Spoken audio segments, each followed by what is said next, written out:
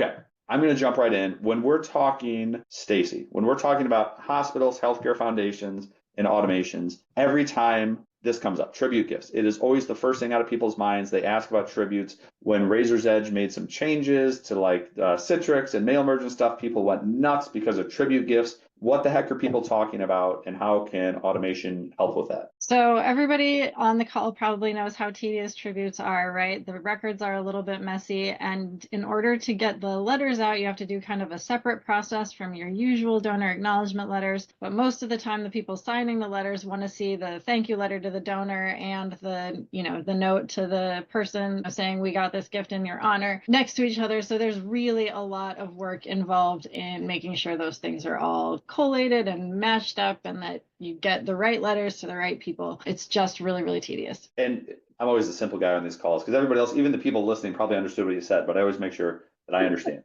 Tributes are because, like, I'm going to make a gift in honor of Bob Smith, who got great care in your cardiac hospital or something like that, which means that the database person has to create two letters, one to me saying thank you, you're great, and then one to Bob Smith saying there's a gift. That's really the core of this, right? So it's two different sets. Okay. Yeah. Got it. Okay. And there's why is there not an easy button that in Razor's Edge or whatever that you can just like do this? Great question. No idea. I don't know that there ever has been one. I mean, it was definitely easier back when we had the Microsoft integration, but I don't think it's ever been very easy. It's always been its own separate process that was kind of a mess. Got it. Okay. So what have you and Austin and the Brain Trust done to make this easier using automation? So Austin figured this out. I'll let her explain. Love it. So what we're able to do in this particular use case is we put a tile in the homepage of WebView so that this particular client could start a process on demand. So that's what you're seeing here. And then the output, I think is the best part, which is it just runs in the background, right? You're not involved. All the conditional logic, all that sort of stuff is happening in the automation. And then you get this email that sends you directly to these files, and they aren't separate. They're all collated together automatically. So you have what Stacy was talking about. You have the donor letter, and then immediately afterwards, you have the tribute acknowledgement. So instead of going through that brutal manual process as Stacey was describing, you literally just set up an automation and then you get an email like this and you click on it and everything is neatly organized for you to click print and send out. Awesome. The other thing that's cool about this is that you don't have to wait for Razor's Edge to do it. You can do whatever you want in Razor's Edge while it is doing this for you in the background, which is so cool. Called multitasking, right? It does not tie up your system. It runs independently. I think that's the first time I've heard that. I don't know if I fully appreciate that because that's such a huge deal, right? Like how many times are we talking to clients and DBAs and everything like, well, I wish I could do any of those things except for I'm sitting here for the next 3 hours letting this churn. Export's going to take 8 hours to finish, and then I can do my next thing. Is that, Austin, why you keep getting asked to like do all-nighters and like run things like in the middle of the night because clients need access to their stuff? Is that what's going on? Got it. Okay, so that's super cool. So that's tributes, and I think one of the most popular things that we've ever done. I know when we talked about it at the BBCon, the place went nuts. So if you're working in healthcare, you know about tribute gifts and honorariums and all of that. Automation can solve it. We'll talk about how you can set it up in a little bit. Daily Digest has also been very popular, and I'm going to talk about that. Plus, we're going to talk a little bit about actions. I know Andy's got a bunch of, Andy's been meeting with, Andy and Banky have been meeting with hospitals day and night here. So you can weigh in on what they're looking for, because we've learned a ton of stuff too. Again, just building automations and learning new industries and what people want has been really fun. Tell me about somebody, Stacy or Austin. Tell me about Daily Digest, what we're looking at here. So this is just basically a list of the gifts that were entered in your system yesterday. It includes links to the donors and links to the gifts that go back directly to Razor's Edge NXT WebView. These can be according to kind of whatever criteria you need, right? So we want to know all the gifts above $1,000 or all the gifts above $10,000 or all the gifts to X fund, or if you have gift officers that need to be notified of certain gifts, we can do that. If there's different people that need to be notified of different gifts, we can do that, right? So heads of departments can get all the gifts for their area or whatever it is. So this is super, super flexible and cool.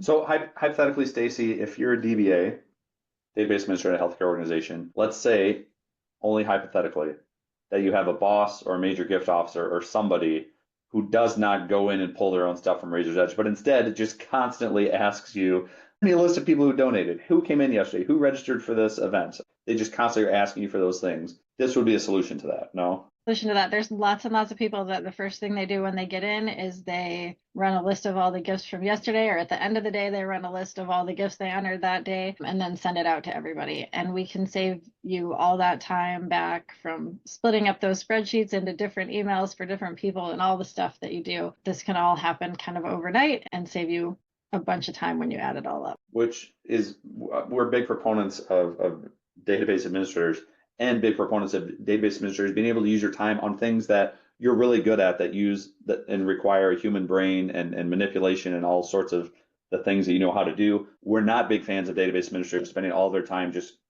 carving up spreadsheets and emailing out individually. Like, that's not what you have to do anymore. The world has moved past that. You can automate that. Your life should get a lot better. Or when they go on vacation, Nick, and are still required to run that query and report to send to the gift officers, even though they have the day off or may even be in a foreign country. Because we did work with a client who said, this person will run this report every day, even on their days off and whatever. So when we were able to create the daily digest, this particular individual finally could take a true day off of work and not have to first, wake up early to run this report. I want to see that. I want to see that company handbook, right? It's like, okay, you get 30 days or 20 days of vacation, except you also have to work every single day, no matter what, for at least 30 minutes.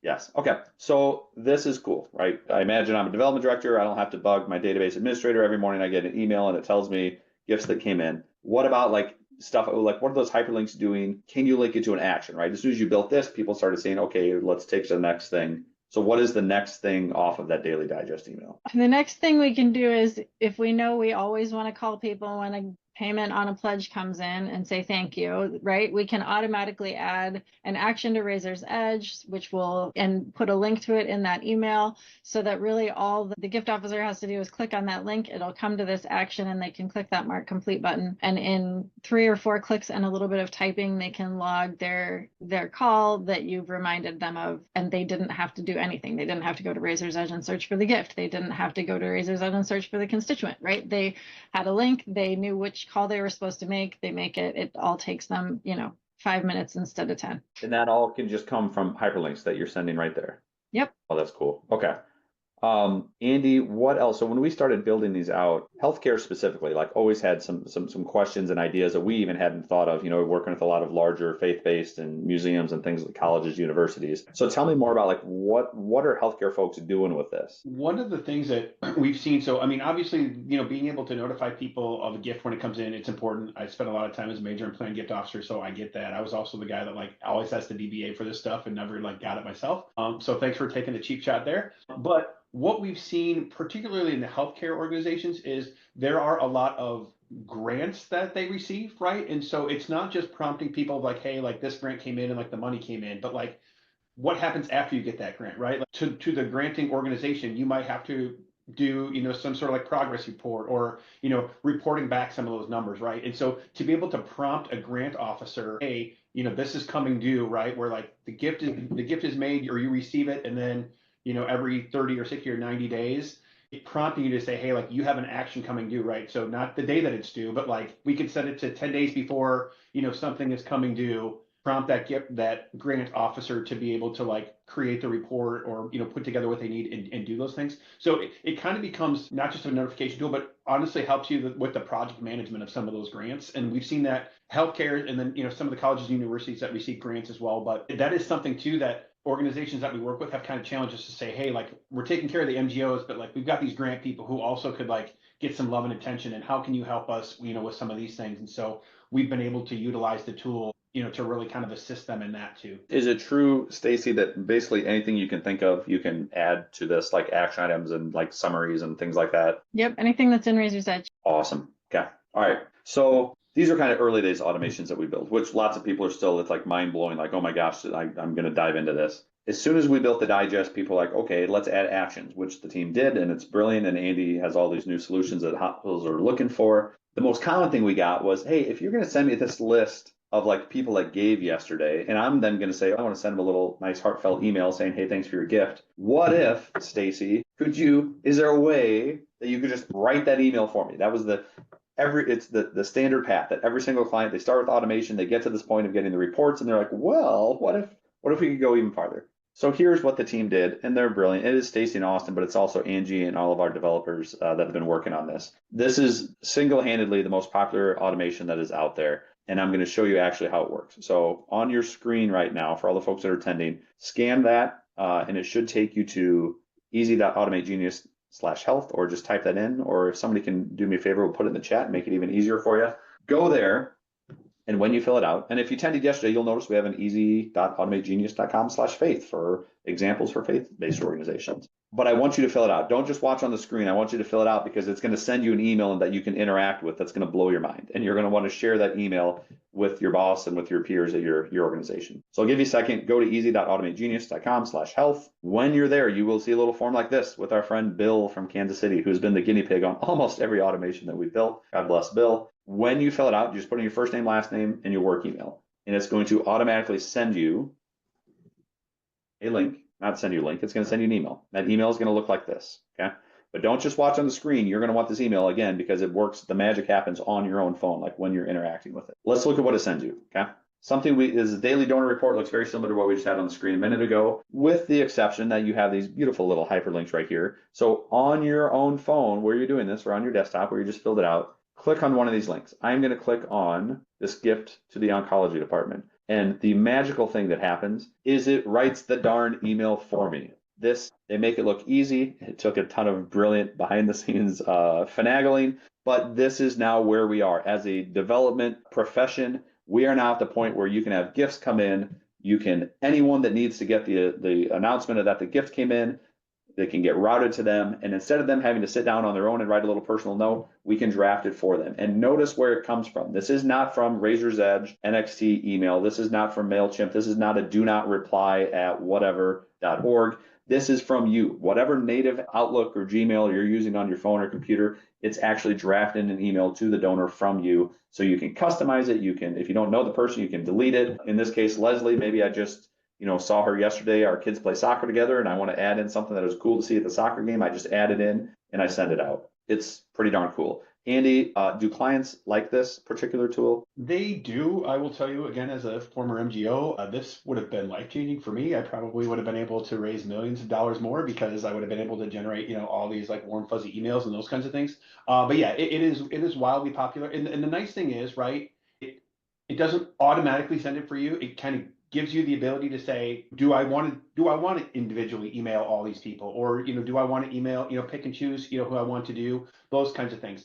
We have had some people talk about this very thing, right? And so we can actually build it so that the notification you're getting is for, like, as an MGO, the people that I'm assigned to, I'm going to get. I'm not going to get every gift that came in yesterday, just the ones that pertain to me. So whether it's donors I'm assigned to, or I deal with all the first-time donors, or I'm dealing with the campaign gifts where somebody else is dealing with more of the annual gifts, or those kinds of things, we can direct it that way and do that. And when we look at the message prompts, we kind of like internally refer to these as conditions. So these are examples. Some people have fewer conditions that they want to be notified of. Some people might have more conditions that they want to be notified of. You just kind of got to let us know when you want to be prompted for these things, and we send them and kind of serve them up to you as you want.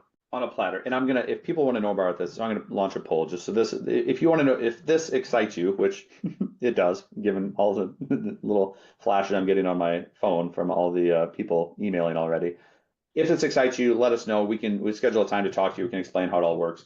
But oh man, I just had a huge, massive forgetful moment. You get to send. You decide who it goes to. Shoot. Oh, serving it up on a platter. This is where I was going with that. Nothing about automation that this team has built humbly is like coming down, like we have some amazing new idea for how fundraising should work. That's not what this does. You already know, if you're working at a healthcare organization, you know that you wish you could send everyone an email when they make a gift, right? That you could send something personal to them. You wish that you could let the head of oncology know easily every time a gift comes in, you can let them know so they can, send a note to a donor, just feel good about it. All of this is stuff that you already know that you should do. You just don't have time, or your software doesn't let you do it, or it's clunky. That is what we're solving. I just want to be very clear with that. Like, we're not inventing some brand new way to fundraise. We're just saying, hey, what if we could take everything you already know that you should be doing and serve it up on a platter, get you 90% of the way there. And that's what I love about this, is it gets you 90% of the way there. You're still in control of whether you send the emails out or not, or what the emails say. But I will tell you, Having this every morning and having 10 of those sitting in my inbox means that 8 or 9 people are going to get an email from me that would not in any other way. I would not take the time to pull a report, to look up and find out, oh, is this her 20th gift? I want to send them a email and say, hey, you've given 20 times. Like, that's just not something that happens. So that's why I love this. If you want to know more, you can answer that poll. Mr. Mankey will follow up with you. You can also, at the end of this, we're going to give you a little, even more incentive why you might want to reach out. A special little promotion that is near and dear to my heart. Before we jump into the next thing, there's one more thing I want to mention that is important about that. Yes. We've tried to make the DBA, the Director of Data Ops life, easier by serving up the daily digest so that you don't have to run these stupid reports for people that can run themselves. The other thing that really upset my DBA when I was doing this kind of stuff is I would send an email but never ever record it back to Razor's Edge. So it's as if like those actions never ever happen. Yeah. We do have the ability, once I send that email, to keep a copy of that email that I sent and put it in Razor's Edge and create an action that I sent an email and actually mark that action as completed. So all the things that I should have been doing or maybe did but kind of didn't do because I wasn't showing my work, the automation doesn't only send it, but it actually will allow you to show your work, and you can keep a lot of other people happy there too. Andy, so 2 things. The exact moment you started talking about that, I saw in the chat, or somebody asked like, hey, can this write an action back and all that? So like you're absolutely have your finger on the pulse of what people are questioning. Yep. My second favorite thing that's happened today is Rob noticing that I did not replace the QR code on the health one and it was still leading to the faith one. So he's all very politely in the chat. He's like, hey, if you scanned that and it sent you something that was like a faith example, you can go here. So that is entirely on me. That QR code did not lead to the right place. It led as if you were a large religious organization. But type in the chat and he put the link there. Easy, Automate, Genius, go to health. That's where you'll see like the grateful patient examples and everything else. So that's on me. We're doing it live, folks. That's what happens. Auto tagging donors. So now let's shift gears. So that's my favorite thing. Like the heartfelt emails. I'm more of a frontline fundraiser. Andy's the same way. Like that's where we live. Stacy and Austin live deep in the bowels of the database, getting things organized. This is over in that side. So Stacy, tell us about some of this wizard. Actually, before you tell us what this wizardry is, I want to share an example of what automation is. We don't use this nearly enough. There's a book called The Shoemaker and the Elves. If anyone has read The Shoemaker and the Elves, I would love, if we had time, I would do a poll and have somebody explain what it is. But I will just tell you, the best way to think about automation is to think about this book, The Shoemaker and the Elves. There was a guy who made shoes and he was running out of money and running out of equipment and everything else. He had one last piece of leather and he left it out overnight. And overnight, this magic happened. There were some elves that came into his workshop and they made these amazing shoes and it saved him and his family. That is what Stacy and Austin do. They are the little elves that work in your database at night, behind the scenes, doing unbelievable things so that when you come to work in the morning, everything's just done and it's served up on a platter. And some of the best examples are coming up here and they're all in healthcare. So Stacy, tell us about Nationwide Children's. Let's talk specifically, what are we doing here? This is the auto tagging feature. Like, what are we talking about? Yep. So we built a flow that calculates their giving circles for them. And I suspect many of the hospital staff on the call are in a similar situation where they have a lot of real specific criteria and it's a little bit complicated. And at Nationwide, they were once a month, they were adding up everybody's gifts from the last month so that they could add in the attributes so that they would know for the next month, who was a member of the gold circle and who was a member of the platinum circle and all those things, right? So what we're doing now is every night we're calculating, we're adding it all up and making sure that everybody has the correct giving circle at any moment. So it adds up all their giving, it adds up their spouse giving, they have a donor advised fund, it adds that that stuff in so that we get the total amount and put the right attribute on them so that at any point, if somebody says, I need to know who's in the platinum circle, Deb can run a list of people in the platinum circle and it's up to date rather than saying you're going to have to wait until after the 5th when I do the update, right? So yeah, it saves her a bunch of hours doing all those calculations herself and it's always ready to go. It occurs to me as you describe it, in many ways, the automation, like what you built is like making the system work the way that all like high level, like the CEO thinks it should work, right? Like when they're like, oh, just pull a list of platinum donors as of this morning. Like in a normal world, like, yes, that would be a button you could hit. Everybody who's in Razor's Edge knows that that's not a button that you can hit, right? Like that's a manual calculation. So you're not papering over, but you're adapting and making it work the way that we all assume that it should, right? So at any given moment, this just runs, right? It's auto calculating every night, finding out who's made enough gifts to be in a certain circle and just adding that attribute. Yep.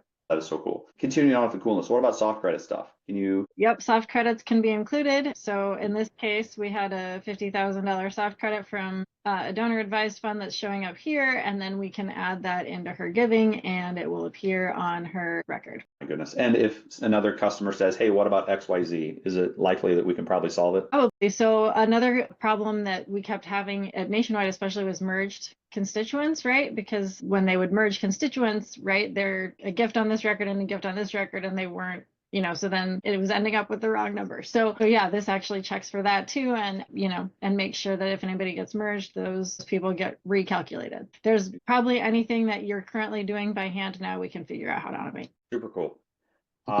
Multi-site gift acknowledgement. This is back in the bucket. Andy and I think Austin maybe help with this, of us just getting phone calls from again, learning about healthcare organizations. That's not normally who we consulted with, but like for whatever reason, they are our biggest automation clients. So we've learned a bunch and we kept hearing about the same example. So multi-site gift acknowledgements. I love this graphic that somebody put together here. I think it was Austin. So the old way, right? Manually creating letters for different departments and sites, right? Maybe this is your hospital foundation and you have different sites, but you have like an organized database that serves all of them. The new way, you can automate it. You can automate workflows that create everything for you. I think West Texas Rehab? Is that the one that is a good example for this? Or can we use them as an example? Yes, we can use them.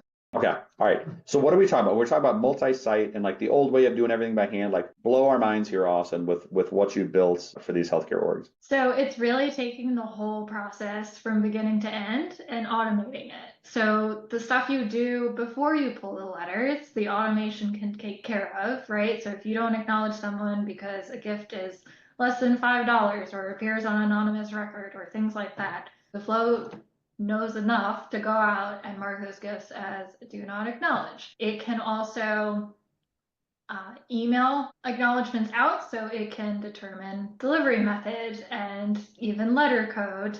And really, it's just doing all that busy work for you. So all the DBAs know nothing ever really goes in exactly 100% right. And with an automation running in the background, it can do the checks and balances for you. It can fix the easy things, and the things that are a little bit more difficult, it can serve up on a platter and say, hey, you need to put eyes on this. Which is all absolutely mind-blowing that if you would have told me 3 months ago that this was possible, I wouldn't have believed you. And Andy, is it true? It feels like almost all the healthcare, like they're multi-site, like is a real big thing apparently?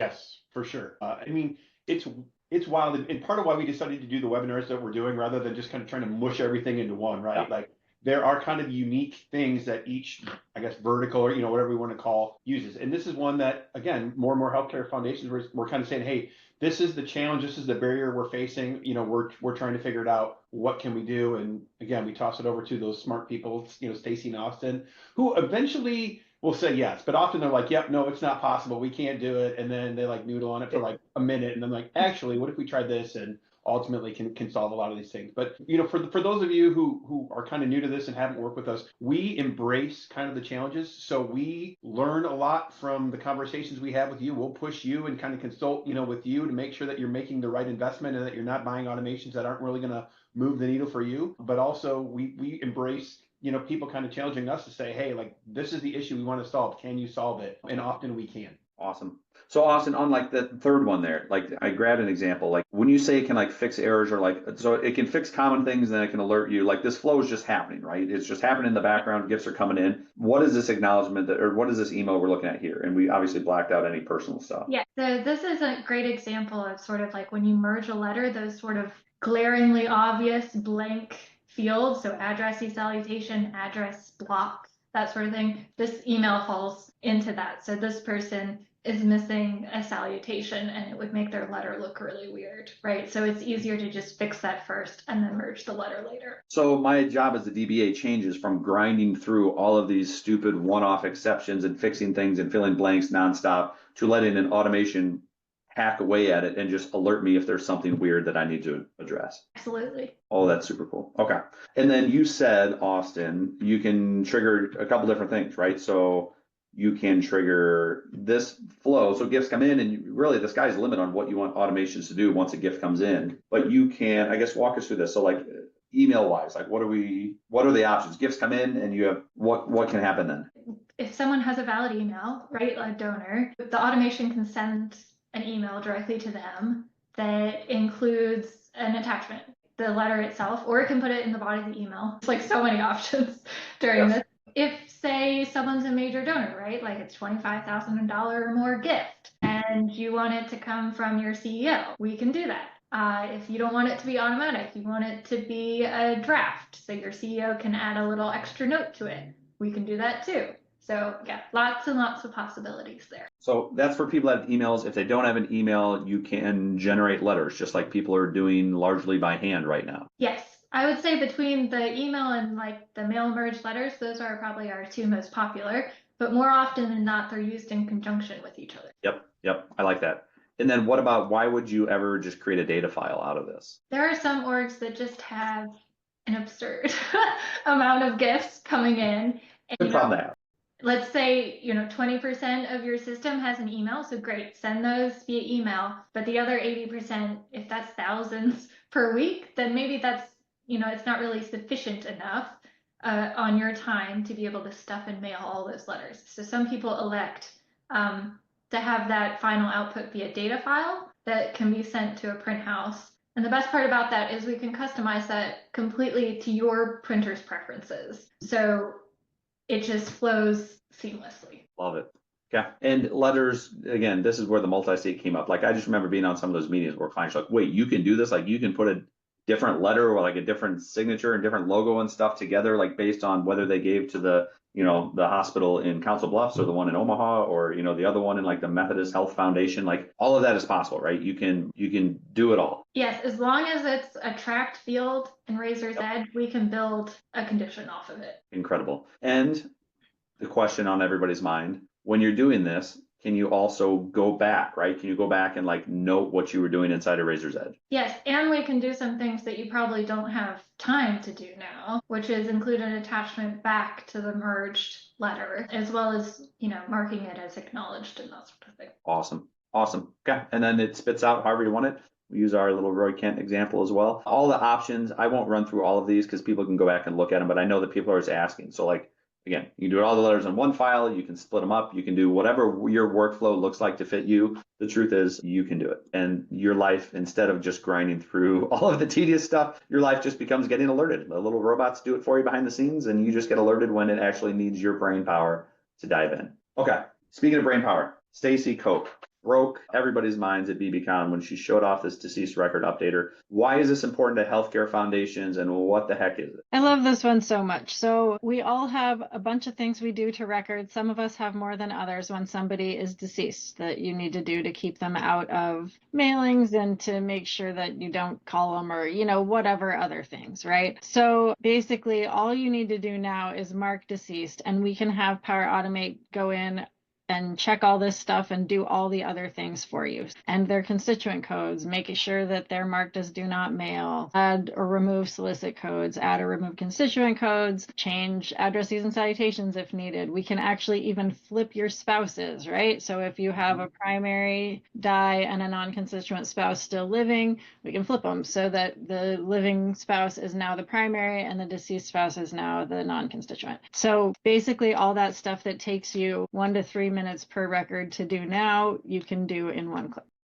So it's the same as before. It's the way that I or anybody would assume Razor's Edge works. Like, oh, the person died. Go click the person died button. But you look and there's 11 different steps you have to do. So like you've automated it so it actually does work that way. And one of the big things, Nick, too, there is particularly with the deceased finder, the default setting in Razor's Edge is to create, once you click that deceased, the surviving spouse, it's going to generate or create a new record for them, which for some organizations, that's what they want. But I will tell you, there's nobody that wants that more than the company that is Razor's Edge, because every time you create a new record, right, it adds to your record band. And at some point, your record band is going to be so significant that you're going to have to buy more bandwidth.